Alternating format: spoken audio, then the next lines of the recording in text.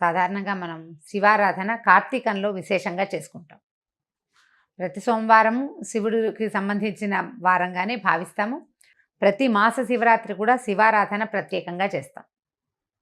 అంటే దేవాలయాల్లో జరుగుతాయి, ఇళ్లలో అలవాటు ఉన్న వాళ్ళు చేస్తారు. మాస శివరాత్రి తప్పకుండా చేస్తాం. మహాశివరాత్రి మహాపర్వదినం మనకి.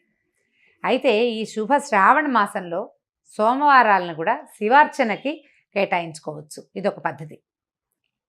శ్రావణ సోమవారాలు మామూలుగా మనం కార్తీకంలో చేసినంత విశేష శివారాధన కాకపోయినా కూడా, శివారాధన సాధారణమైన శివారాధన అయినా కూడా ఈ శ్రావణంలో చేసుకోవచ్చు. 4 సోమవారాల్లోనూ శివార్చన చేయటం, ప్రత్యేకంగా స్వామిని అర్చించుకోవటము, ఏదైనా శివ సంబంధమైన స్తోత్రం కానీ శ్లోకం కానీ నేర్చుకోదలుచుకున్న వాళ్ళు ఈ రోజున మొదలు పెట్టుకోవచ్చు. ఇవాళ మొదలు పెట్టుకుని ఇక్కడి నుంచి క్రమంగా నేర్పించవచ్చు. పిల్లలకు నేర్పించినా కూడా ఇదే పద్ధతి. శ్రావణ సోమవారాలు అత్యంత శుభస్కరమైనవి. ఎందుకంటే శివుడు ఐశ్వర్యకారకుడు అని చెప్తారు, మోక్షకారకుడు కూడా. ఐశ్వర్యకారకుడు. మనం ఏదైనా ఒక విభూతిని కోరుకుంటే, ఒక ఐశ్వర్యాన్ని, దాన్ని ఇచ్చే దేవతల్లో శివుడు అగ్రగణ్యుడుగా చెప్పబడతాడు. అటువంటి పరమేశ్వరుణ్ణి శ్రావణ మాసపు తొలి రోజునే అర్చించుకోగలగటం మన యొక్క అదృష్టంగా భావించి శివాలయ దర్శనం చేయగలిగితే సరే. ఉదయమే శివార్చన చేయలేకపోతే సాయంకాలమైనా సరే దేవాలయాన్ని దర్శించి దేవాలయంలో దీపారాధన చేయగలిగితే చేయటం. ఇక్కడ విశేషంగా ఈ మాసాల్లో దీపారాధన ప్రత్యేకంగా చెప్పబడలేదు. అర్చన ప్రధానమైంది, శివ దర్శనము చాలా ముఖ్యమైనది. శివారాధనతోటి శ్రావణాన్ని కనుక ప్రారంభిస్తే మిగిలిన మాసం అంతా కూడా శుభప్రదంగా జరుగుతుందని అనిపిస్తూ ఉంటుంది. శ్రద్ధగా శివారాధన చేయండి. శివ సంబంధమైన ఒక్క శ్లోకాన్ని తీసుకోండి. 2 బిల్వదళాలు ఒక చిన్న చెంబుతోటి నీళ్ళైనా శివుడికి సమర్పిస్తే కనుక ఈ అభిషేకం యొక్క ఫలితము ఈ శ్రావణ మాసపు తొలి రోజున చేయటం, శ్రావణ సోమవారం నాడు చేయటం వల్ల అది ఇతోధికమైన ఫలితాన్ని ఇస్తుందని చెప్పబడుతుందండి. చాలా దేవాలయాల్లో ఈ తిరుమలలో కూడా ఈ సోమవారం నాడు శివార్చన చేస్తారు. ఇదే విధంగా ఈ 4 సోమవారాలని తొలినాడు మనం లక్ష్మీ పూజ లేదా లక్ష్మీ అర్చన వాటిలలో హడావిడిగా ఉన్నా కూడా ఇంకొక 3 సోమవారాలు ఉన్నాయి కదా. మొదటి రోజు తర్వాత వారం వరుసగా వచ్చేటువంటి 4 సోమవారాల్లోనూ విధిగా శివాలయ దర్శనం చేయటం కూడా లక్ష్మీదేవిని అర్చించిన లాంటి ఫలితాన్నే ఇస్తుంది.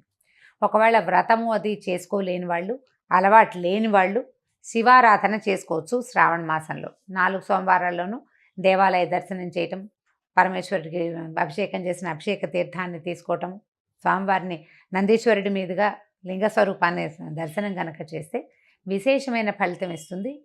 ఈ రోజుల్లో తీర్థయాత్ర కూడా చాలా ఫలితాన్ని ఇస్తుందని చెప్పబడుతోంది. కానీ మన పరిస్థితులంతా అనుకూలంగా లేవు కాబట్టి సమీపంలో ఉన్న ఏ శివాలయాన్నైనా దర్శించండి.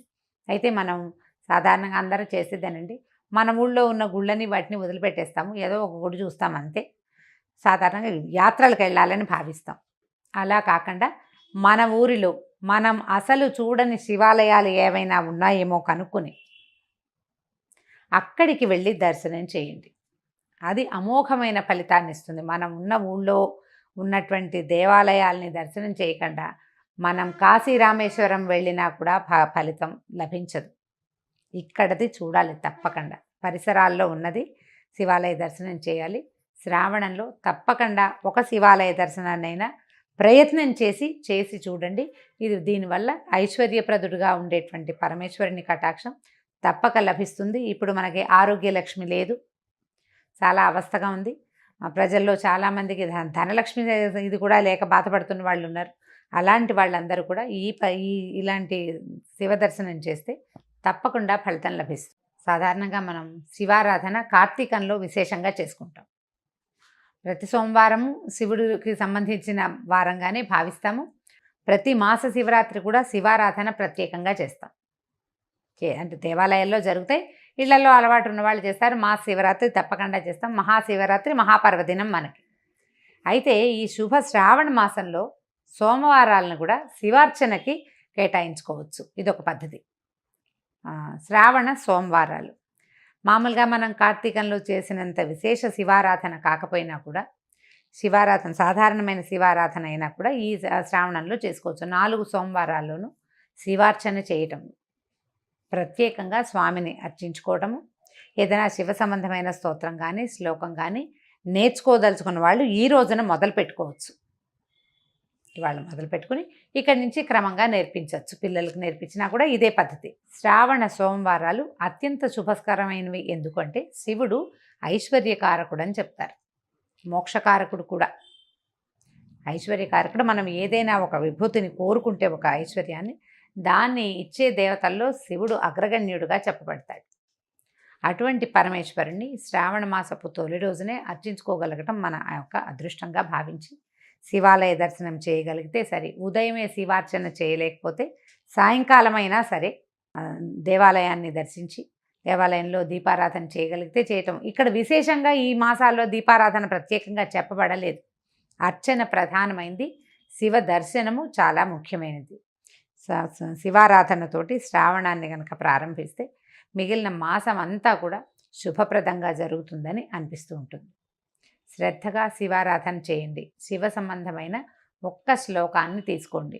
2 బిల్వదళాలు ఒక చిన్న చెంబుతోటి నీళ్ళైనా శివుడికి సమర్పిస్తే కనుక ఈ అభిషేకం యొక్క ఫలితము ఈ శ్రావణ మాసపు తొలి రోజున చేయటం, శ్రావణ సోమవారం నాడు చేయటం వల్ల అది ఇతోధికమైన ఫలితాన్ని ఇస్తుందని చెప్పబడుతుందండి. చాలా దేవాలయాల్లో ఈ తిరుమలలో కూడా ఈ సోమవారం నాడు శివార్చన చేస్తారు.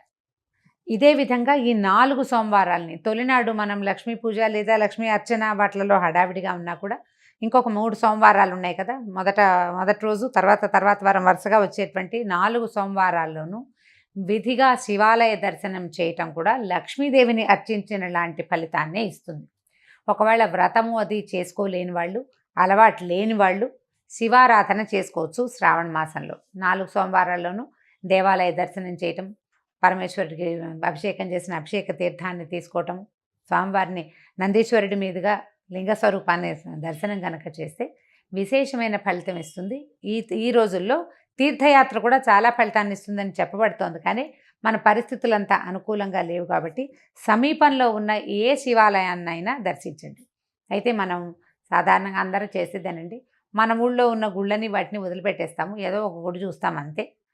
సాధారణంగా యాత్రలకు వెళ్ళాలని భావిస్తాం.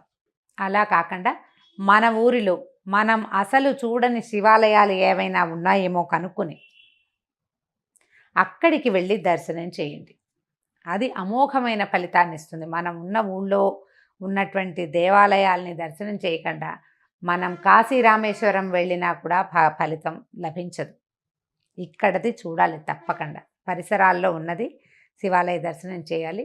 శ్రావణంలో తప్పకుండా ఒక శివాలయ దర్శనాన్నైనా ప్రయత్నం చేసి చూడండి.